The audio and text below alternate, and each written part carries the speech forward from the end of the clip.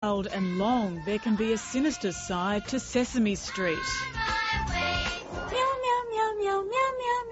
A cat food commercial mixed with crying babies is more than annoying. Played at high decibels, possibly for days or weeks on end, it can shatter minds.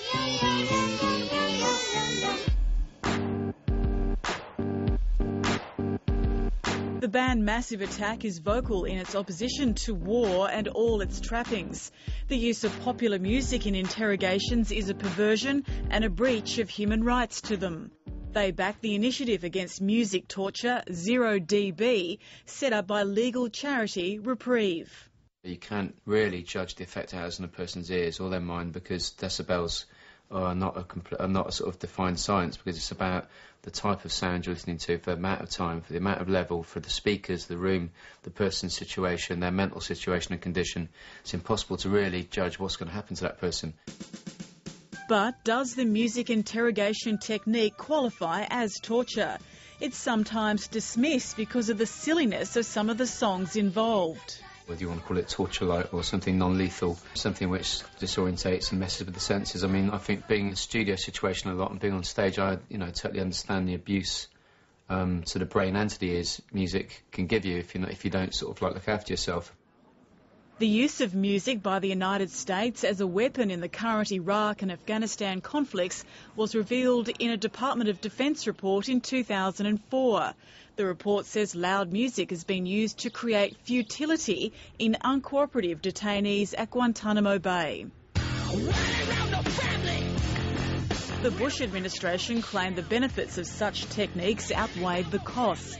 Just last week, top Bush advisor Karl Rove told the BBC that waterboarding and other controversial interrogation methods had prevented terrorist attacks. I'm proud that we used techniques that broke the will of these terrorists and gave us valuable information that allowed us to foil plots. I'm proud that we kept the world safer than it was by the use of these techniques.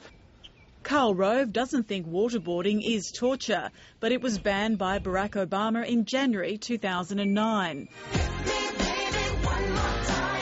It's not known what Karl Rove or President Obama think of the use of music in interrogations, but the technique is yet to be banned by the US Army Field Manual.